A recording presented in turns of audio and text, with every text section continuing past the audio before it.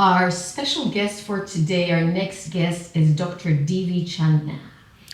And Dr. Divi is a wonderful guest. I'm going to read a little bit about her here. So she's a MD, a medical doctor turned intuitive spiritual teacher who helps people from the inside out, which we're very aligned with here at the Yoga and Health Foundation.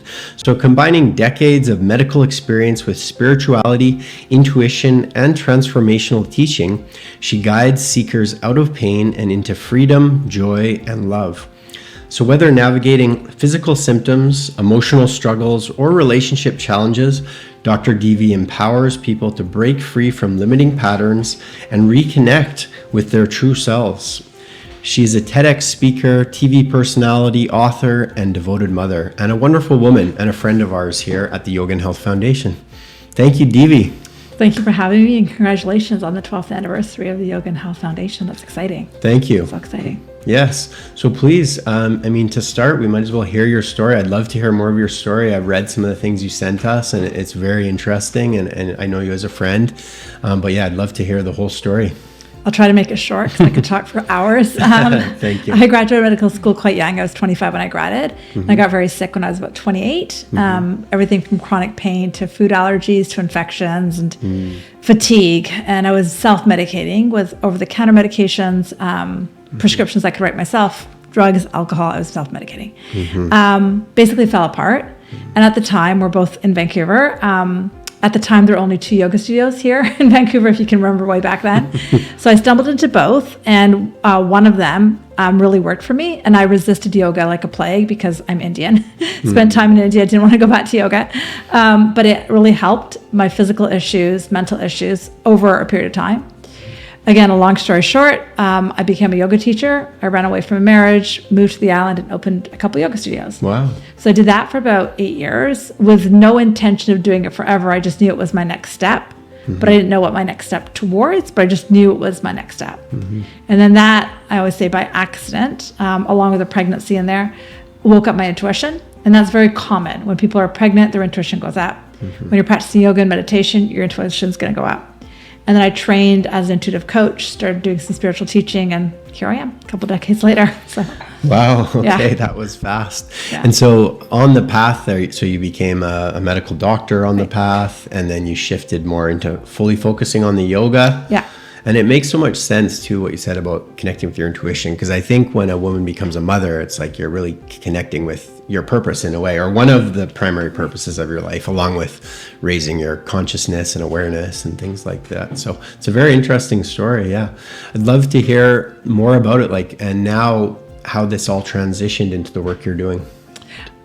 So I always say to people, I know pain, not just physical pain, but emotional pain very well. And I believe that everybody's mind can access peace. Everybody's mind can access joy. I think yoga is an amazing tool to helping people to calm down their minds. And I think the majority of us have no idea how to calm down our minds, none. And I think it's amazing that people use tools like yoga and meditation. And a lot of the work I do is, now what do you do? You've gotten off the yoga mat. Are you going to go yell at your husband? Are you going to go buy a gun? Like, what are you going to do, right? So how do you use the tool of yoga and meditation to actually rewire your mind more on a regular day-to-day basis? So you're not needing this up and down swing of dopamine.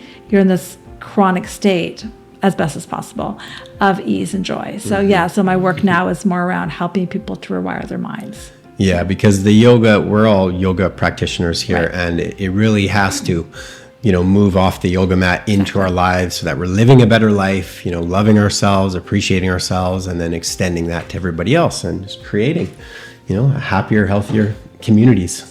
So Dr. Divi was my family doctor for a while, and I was so sad when she stopped practicing. Like, what am I going to do now? And I didn't have a doctor since. However, I follow Dr. Divi on all her platforms. Probably that keeps me healthy. Yay! And I wanted to ask you a personal question of, okay, going into the mainstream practice of medicine through the academia, do you recall like a turning point, whether while studying or after, where something dawned on you, like something happened that was like the thing that changed your mind? from medicine. Is that the question? Okay. Yes. So first thing I would say is I'm East Indian. You can tell from the video if you're watching this. So there's 4 people in my family, 4 siblings. We're all doctors of some sort. So it wasn't a choice. Just fine. My parents were immigrants and they're both academics. So we had to become doctors of some sort.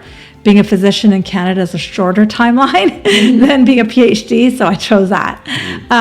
So the turning point was very gradual and overnight. The biggest things I kept seeing as a physician was 2 people would come in with the exact same X-ray results or blood work tests, and they would have diametrically different symptoms. And I'm also of the age when we used to prescribe Prozac all the time. OxyContin was coming out when I was working. And we would give these medications, and people wouldn't get better. And then I just remember a few patients kind of back to back to back would say things like, I wonder if this is because my husband hates me. Like somebody would come in with a vaginal infection. I wonder if this is because my husband hates me. Or someone would come in with back pain. They'd be like, I wonder if it's because I had a fight with my sibling.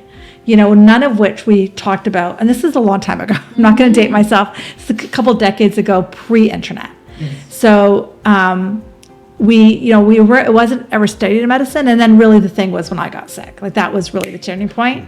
But I feel like the universe was already talking to me by sending me these patients who were having those questions, and me also questioning why aren't the things I'd studied for a decade working? Like I think with both of those things at one time were like making me wonder. And the ironic thing was my ex-husband was also a physician. I would come home from work wondering and he wouldn't. I was like, okay, this is weird, right? So there's something different here. Not that there's something wrong with me or wrong with him, but I had more of that curiosity mind of why can't people just be happy? And I'll also add I was quite young when I graduated, so I didn't have this idea that, life had to be crap or, I was relatively young. So I didn't know any different to think, okay, this is the way life is. So yeah.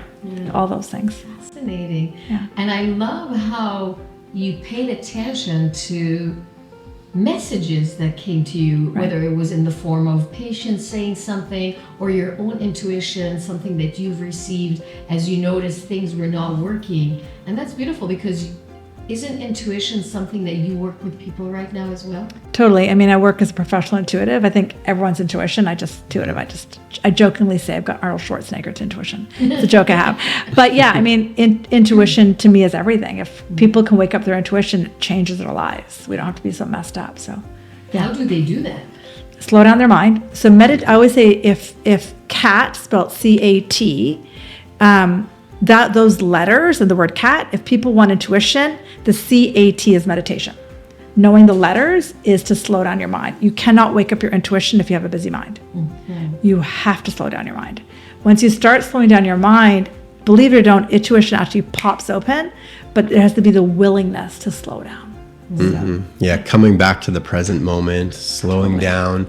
And then, you just get all these insights and wisdom basically comes to you, right? 100%. Yeah. It's there all the time. It's just, are you tuning into that frequency? Mm-hmm. Are you tuning in or not? Yeah, absolutely. That's so important that it is all there for all of us all the time. It's just it's like, there's that one metaphor where it's like you're in a car and there's mud all over the windows and you need to clean off that mud, so you can see again.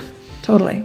It's always there. And, I always say that our creator, God, whoever you call it, the Divine Mother, didn't put us on the planet to be alone and miserable and unhappy. Mm-hmm. And maybe the person listening to this right now for the first time bought a yoga mat today. Amazing. And if you keep going every day or as often as you can, your life will change. There's no way it cannot. It's impossible for it to not to. Yeah, so absolutely. 100%. Yeah, and I think all of us here, we'd like to get to the point where we can help people live a happy, healthy life without going through the suffering. But sometimes, as is the case with you, the suffering can help propel the change as well. I mean, personally, I think everybody has to have a fall apart moment. It's my personal stake on it. Yeah. Because otherwise, why would we do the work? That's, something to inspire us, motivate us to make the change and to look more deeply at things. And one thing I'd also say is people often think it's hard, and it is hard. I'm not going to lie to you, but I always joke, like, if I can do it, anyone can do it. Like, because I have such a strong, academic brain that if I can wake up the academic brain's the left brain. If I can wake up my right brain, anyone can. It just takes willingness. That's all it takes. Yeah. And knowing the techniques. Yes. Knowing some techniques. 100%. Of how to do it. And then the more you do it, the more you feel it. And then you relax into it, knowing that you are it already. 100%. It's within us, right? We 100%. all know that. We were just so conditioned and programmed by family, society, culture for something that is not in alignment with our soul most of the time, isn't it? 100%. 100%. I truly believe that people who get called to buy a yoga mat or onto a meditation cushion, and this isn't meant to be pompous and watch out if it raises your spiritual ego. We're actually here to help the world. We're here to help the world through joy, through love. That doesn't mean you go knock on everybody's door, but it means you do the work for yourself. Then you do the work with your neighbor, and then you do the work with, your enemy, your best friend. And then as we do that, it's the trickle effect. Your children, damn them. And that's the trickle effect. That's the trickle effect. Yeah. Yeah, absolutely. And that is so aligned with Yoga and Health Foundation's mission as well. And really all of us here is doing the inner work, loving ourselves, appreciating ourselves, connecting with our, spiritual essence, and then spreading that so that we can all rise together. Yeah. Because spirit wants it. So if you have the intuition to buy a yoga mat today, throw on Insight Timer, listen to me meditate on there, whatever. You have the intuition to do that. If you can, I always say to people, there's a difference between intuition voice and your fear voice.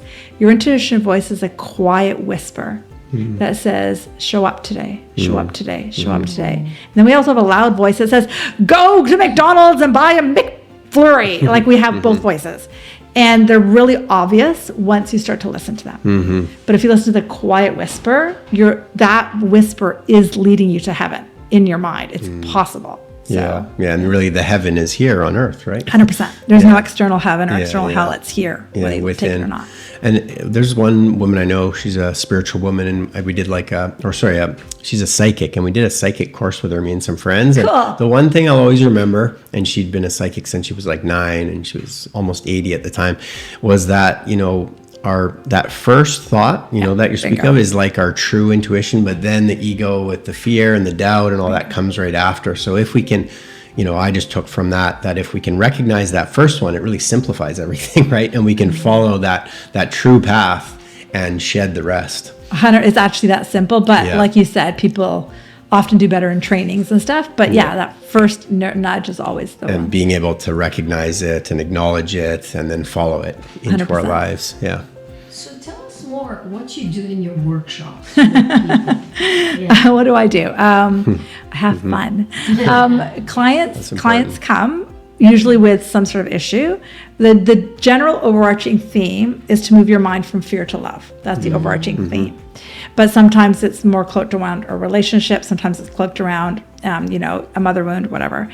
And so I'm sure some of your listeners have heard of Abraham Hicks. So the style I use is very similar to hers, that I teach for about an hour and a half. Then I get people into a hot seat and then I coach them and teach them. So what I do is I use intuition. So a client comes into my hot seat, they say have shoulder pain or they have back pain or they have a relationship that they can't stand their partner. They have an issue going on and they start talking. Then I use intuition, which is my main skill set, to ask the client the question. And then the client answers it. And then I call it pulling the thread. Then I keep going. And then eventually, very quickly, we get to the root cause of what the issue is. And that will almost always open their back pain, open their shoulder, heal a relationship. And what it is what we can do with intuition is take them to what the subconscious, unconscious pattern is that is running the show. Right. And is it true that it's always sit on a fear of some sort? 100%. 100%. What are the fears can you speak to that most people are being blocked by, so to speak? So in a lot of the workshops I'm teaching right now, what I'm seeing a lot of, and I think most of the listeners know this, if not, I'll go there first. So COVID represented the shift out of patriarchy into the balance of the feminine masculine. That's why we work from home now. That's why podcasts are booming. For us to step off the hamster wheel, which is more masculine, not male, but more the masculine feminine energy. So COVID represented the shift. So a lot of my workshops, whether they be female or male that sit in the hot seat, it's the generalities revolve around I'm equally as important as a male. and the male feels equally as important as the female, even if they don't make 7 figures. And the woman feels equally as important to the man, even if she doesn't have 6 kids or big boobs. So that's one theme. The other big thing, so the one theme is empowerment. The other big theme is not just self-love, but self-worth. The other big theme is releasing judgment to another. We live in a society of judgment and anger. So it's fear, anger, judgment, empowerment. I would say all of those. Shame and guilt. It's all of that. Because in the metaphysical realm, the only reason we get sick is an unconscious guilt. And because of my medical background, I tend to attract clients who sometimes have health issues. So, yeah, that's so interesting. And I mean, I work with personally like German New Medicine and other things, and it's so aligned with that. You know, it's Dr. Hummer's science of the psyche, brain, body connection, but you know, always these freeing and empowering truths, you could say, or ways of seeing things, you know, tend to be aligned. So it's very aligned with what you just said, you know, about talking about it, what we would call the biological conflict shock in German medicine, you know, locating that through delving into things and then having to resolve it really, and then healing ourselves, because ultimately we all have all we need within to heal and to be healthy. It just might take bringing awareness to things, shifting perception, and maybe making practical changes, you know what I mean, to support that too. Go ahead. I just wanted to ask you, would you agree with the statement that our bodies were designed to heal? Oh, 100%. Because I'm going to pull something from what Daniel said before I go to that. So what you said was so beautiful, and what you both asked was so beautiful. But what yoga and meditation do is they set up your mind to a new form of love. Not just the love I have for my dog or the love I have for you two, but the love from spirit, the love from the creator, the love that is not internally trained. And so that's part one. But we have to access that love to heal, which is what New German medicine talks about as well. We're going to identify that conflict, to understand that subconscious thing. So now the second part is, but then we have to access this love that isn't the love you have to your partner, isn't even the love from source. And then going back to is the body designed to heal? 100%. The body is an intermediary between spirit and, like, say it differently. The body, they say that the body is a thought in the mind of the creator. That's a super advanced concept. But the body is a temporary thing that your divine soul has taken on. It's not who you are. It's our vehicle. It's our earth vehicle here. 100%. And whenever the body hurts, it means that the thought that the Divi character has is different than spirit's character. And spirit's not going to change their mind. That's the annoying thing. When you want to stay mad at your husband, spirit will not agree with you, no matter how much I tell spirit, but it's wrong. Spirit only thinks love. And so if your body is hurting, it's because of a conscious or unconscious thought that might not even be yours. It might be your grandmother's. It might be, right? Some trauma. Absolutely, yeah. So, it's like something is out of alignment, and our body is telling us that, and we have to learn how to read the signs and then bring awareness to things and change things. Yeah, and trust. It's beautiful. Trust, like you said, that the body can heal. Yeah, it's always trying to heal. Always can. All of our symptoms are usually even healing symptoms. It's just we're stuck and we're not able to finish the healing. You know what I mean? Totally. Yeah. Speak to us about some very simple techniques that we usually forget about, like breath, like slowing down, like stillness. How does that work? It's everything. So I'll teach about a few techniques in a second here, but if you take some of these techniques and actually put them into your life, like if you drive, I don't drive very often, but if you drive, every stop sign, do a technique. Exactly. Every time you go to pee, do a technique. Every time you get water, do a technique. So you rewire your 100%. brain. Go for that. So here's a couple that I use. Not that I use a lot of affirmations, but because I study different kind of spiritual books. One of them is, my mind is connected to love. The mind of the creator is in my mind. So I'll put my hand on my right hand and go, the mind of the creator is here. And I just slow down. Instantly. And the actual verbiage is, if you are okay with the word God, God's mind goes with me everywhere I go. Go for a walk, go slow and think that thought, your life will change. So slowing down, being still. There's I have a bunch of different techniques. So that's one. Another one that I love is, so let's just say your shoulder hurts right now. When you go to get water every day, just ask yourself this simple question: what energy would I need to be to find peace in my body? If you just think of that for a few minutes, your whole body relaxes. But if you say, what energy would I need to be for my shoulder not to hurt, you're actually increasing the shoulder hurting concept. Every word is important. Yeah. So slowing down, stillness. And the big thing with those two is to notice why you resist them. And then the third thing I would add is notice any minor or large judgment you have to another, because that judgment is blocking your manifestations. What I often teach in workshops is it's either a grievance or a miracle. And the grievance could be that person took your parking spot, or do you want a miracle? 1 second. Theoretically, your soul can love everybody. So another technique I do a lot when I'm out for walks is I just see my heart, and I see an infinity sign going from my heart to that person passing me and back. So I'm giving them love. As opposed to if I'm just wiring from the ego, I'm like, she's too pretty, what's wrong with me? He's too hot, God, I married the wrong person, or whatever. Like, you do say these things, like those are the mumbo jumbo people think. So we're wiring them using tools like stillness, love, sending love, receiving love. Laughter is a big one. I laugh at myself all the time because it's actually funny, the stuff I think. It's actually really funny. So stuff like that. Stuff like that. It's just like little techniques. And again, add them to one more. I'll share one more. When you go to bed at night, and then gratitude, but that'll come in a second. When you go to bed at night, think, what thought do I want to wake up with in the morning? So sleep breaks momentum. It breaks the thoughts swirling. So you go to bed at night and say, first thing in the morning, I'm going to think this thought. You're sorted. But what most people do is they wake up and they're like, okay, what am I worried about? Or what day is it? What do I have on my agenda, right? Or they grab their phone. Open your eyes and go, and then you'll have that instant thought, because that's what you're used to doing is grabbing your phone. Slow down and go, what thought did I say I'd wake up with? Okay? And then just keep building that. Build into gratitude. Build into joy. Build into ease. And know that you're going to have a shitty day some days, and that's okay. But doesn't mean the work's not working.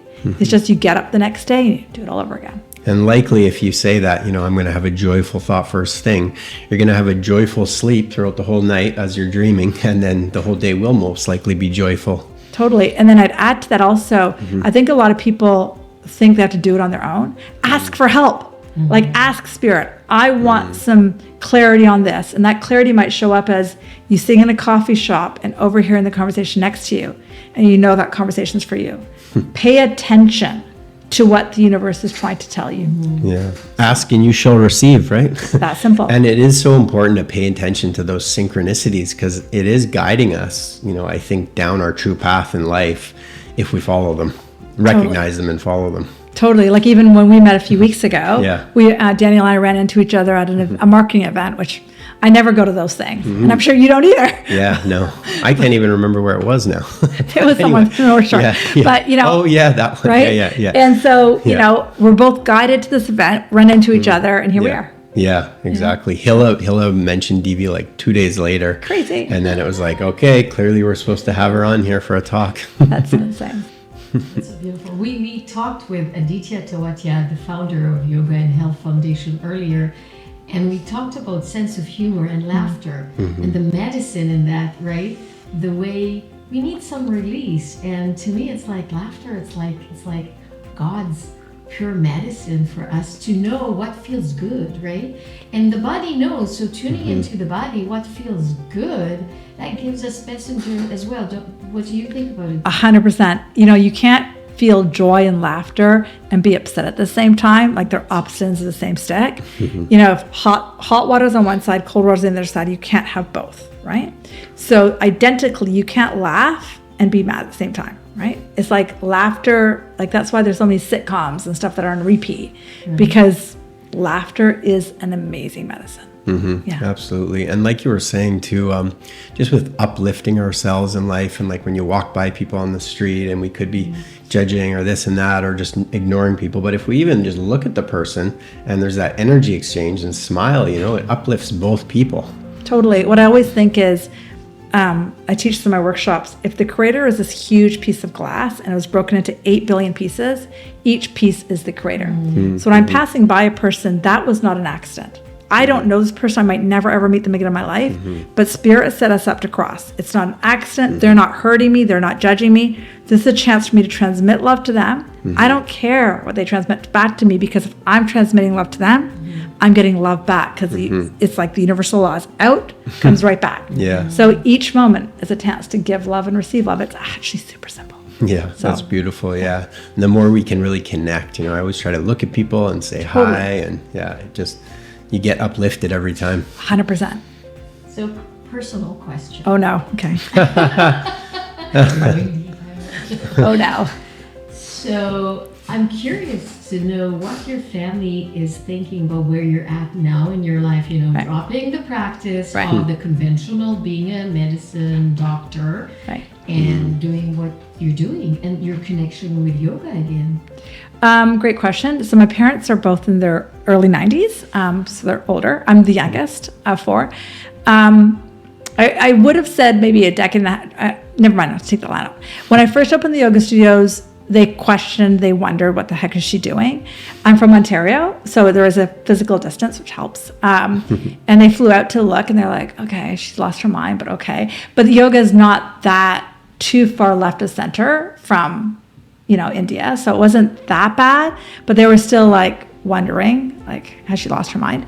When I started my intuitive business and spiritual work, I tried to tell them, but it really scared them. So I just held back. Like, I was like, okay. And by then, I can't remember how old they were, probably in their mid 70s. And now, to be straight up with you, it's a very fair question. My parents actually still think I work as a doctor, but are you going to argue with your 91-year-old parents? Right?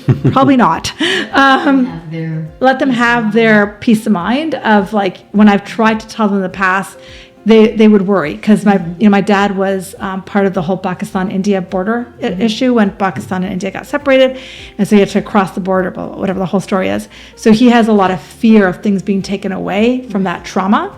So he's afraid, like, my dad's biggest fear is that we'll get kicked out of Canada, which makes sense if when you were 11 years old you got kicked out of your home, right? So he's afraid that if I leave medicine, I'll get kicked out of Canada, right? So if someone hasn't worked through their traumas. So long story short, my parents know and don't know. I've got a website. They know my website. And my siblings know, but I think they kind of just turn an eye to it because it's so, in their mind, weird. Do you know what I mean? But having said that, out of the four of us, I'm the healthiest. They all have chronic health conditions. I have none. So, like, it's like, but. And you are actually a doctor, a true doctor, helping people heal. Like, I don't push anything. So anyway, that's a long answer to you. So I don't go looking for anyone's approval. I just do what I do when people find me. And sending them love. 100%. I feel the same with my family. Do you? Similar walk. My mom is more open to alternative thoughts and what I introduced to her, but there's no push, there's nothing. I'm just, first of all, as you said, like, they see who I am, what I am, how I feel, and that speaks volumes, right? So I don't need to convince anybody with anything or get an approval, but I feel I have more love and tenderness towards them, even if they're clueless, even if we don't, are not in alignment 100% with the same values, but I feel like the love that I'm emitting is there, and it's coming back, and it does create a change within their psyche, and I see it and I feel it in our conversation as time goes by. 100%, and that's all you can ask for. Yeah, that's absolutely the way it is, though, too. Because often our families are not going to be aligned with us on all of our alternative views and beliefs, but as we do the work, we want to just love them and appreciate them as they are, and it does reflect back. Totally. So on the theme was like tough personal questions. Another one. Okay. So how about your immediate family? Like, I know you have a son. I have a son too. Yay. Okay. And I'm the hippie mom. How old are you? He's going to be 23. Okay, got it. Yeah. And I wonder, how is your son responding to your work and what you're doing, what your choices? Sure. So my husband is, they're both fun. I have a husband, a son, and a dog. My son grew up with us. He's 21. Okay. So when he was 5 or 6 is when I started working, 5, 6, 7, something like that. He grew up with us. And what's ironic, as of right now when we're recording this, he has a girlfriend in Florida, and and he's actually there right now visiting. They met traveling. And her parents think the same way we do, which is really interesting that he would partner with somebody whose mom is heavily into yoga, runs yoga festivals, stuff like that, right? So, I mean, he thinks it's normal. He thinks it's normal that when somebody has back pain, there's an emotional cause. He thinks it's normal. Like, he doesn't think, does that make sense? Yeah, absolutely. He grew up with it. He grew up with it. My husband, who I met right around the yoga days when I started the yoga studios, he thinks it's normal too. But at the same time, he knows that now the work I do is a little different, but they're totally on board. I mean, they've watched me help thousands of people. They've watched me change and become a kinder person. And I think that's 100%, because that's the mirror effect that occurs, right? So yeah, 100%. Yeah, it's slowly influenced, right? Yeah, So, 100%. yeah, that's the way it works. Yeah. How would you speak to children about your values and how you perceive health these days? I would say to a child that the current approach to allopathic healthcare is perfectly fine. If your appendix blows, or if you need how your tonsils are sore, you need antibiotics, great. But see, at a certain age, a child won't understand the second part. But the second part, I would say to them, as they get older, they'll understand that there's an emotion, because most kids, it's not that they don't know their emotions, but they don't know that they can shift their emotions, because they are just the emotion. Do you know what I mean? Like a 5-year-old is only the sadness. Or almost, right, exactly. So as they get older, they start to realize they aren't their emotions. But when they're younger, it's like, look, if you could know, yes, this penicillin can help you with your ear infection. But as you get older, it might be important for you to find out what the emotion was that co-created that ear infection, not just the bacteria, right? Exactly. And if you start implementing that into their thoughts, right? I remember when my kid when he was about 18 or 19, he's, got out in the world and traveled. He said, Mom, why are so many people miserable? I was like, you grew up in Kitsilano, for number one, right? You're in a bubble, dude. But, it's like, I said to him, most people have not done the emotional work, right? And so, and the other thing I also encourage all kids and young adults is, at a certain point, do your emotional work. I joke with parents, put a couple $1,000s away for your kid for counseling or support or coaching, because you screwed them up. That's a joke. But like invest in your children. Show them that you're investing in yourself, and invest in them. So I'd say all of that. Yeah, I think it's one of the most important things to teach a young child. I don't have kids yet, but when I do, right away, teaching them that they're not their thoughts, and they don't have to be fully identified, and they can, connect with their conscious awareness, and they can shift their thoughts and their feelings. Totally. And I think the emotional side will become pretty obvious pretty quickly too, Totally. when you have that awareness. 100%. And Hilla works with kids all the time too. So do you try to share that with them? Yes, I mean, I agree with Dr. Divi about how to process emotion. Yeah. It needs to be age appropriate. Exactly. And at the same time, I'm very mindful about the words that I use and how I'm using them with children. But children do not always tune just into what we say. They feel us. Everything. So it's like, it's a very beautiful way for me to show up, and it's not that I'm testing myself, but being the best I can. Sure. Just for that. And then being mindful of the words that I use and how I speak to them when they have the big emotions, when something happened, when there are conflicts, how do we communicate? And then embody it. 100%. And do that, model that to them. That's the best thing. I mean, Yeah. I have challenges with my son. Yeah. And what I've realized in the past few years, like, send him love. We don't have to agree. This is how we individuate, right? This is 100%. his soul's journey, my soul's journey, and our souls are intertwined. We chose each other. And I'm asking, what am I learning from this? What am I learning from? Even when he's challenging me, and that happens a lot, I learn how to say to him something like, wow, I'm hearing that you're concerned about me. Wow. Or Beautiful. something like Yeah. that. I feel your anger, and I think you're concerned about me. Thank you for saying that. It's like, Love that. so love I'm that. learning to do that, and we're learning to communicate from a different place, as he's becoming the young adult that he is. Right. And every time I'm thinking and feeling and praying, like, all the work that I've done and the way I was with him and things I've exposed him to, I think it's there. It's there. It's always there. It's always there. It'll come out.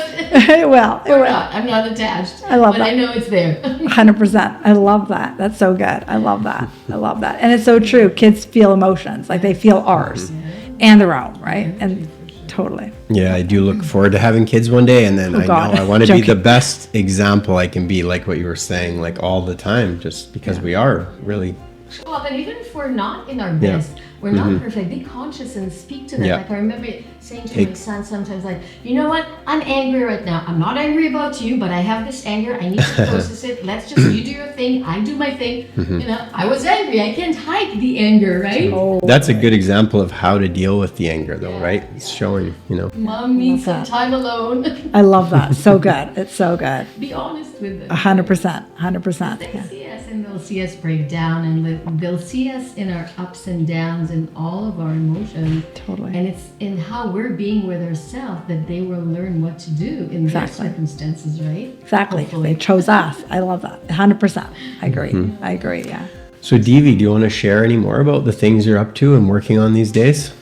Yeah. So I've got workshops, both in person here in Vancouver and online. So you just go to my website, drdivi.com. Yeah. Click upcoming stuff. You'll see Getting stuff. into all the emotional healing and everything. Emotional, mental, spiritual. Yeah. My those workshops are contribution based. So I've shifted things. It's the minimum. They just pay anything that or above. So it's pretty affordable. And then I've got a book I'm working on as well. Which will be coming out the end of this year, I think, on healing. So I'll send you guys. Congratulations. Right now, the title is The Body Knows, like with a K. You know, I think. We'll see. Yeah, We'll see. yeah. So, yeah, it's exciting. Wonderful. Yeah. I look forward to the book. Exciting. I'll let you know. Great. Well, thanks for coming on the Yoga and Health Foundation Expo. You're a wonderful guest. It's great to have you, and we look forward to connecting with you further in future. Love it. Thank you for having me. So beautiful. Thank you. Message. So great. Thank you for having me. So congratulations on the anniversary. It's great. Thank you.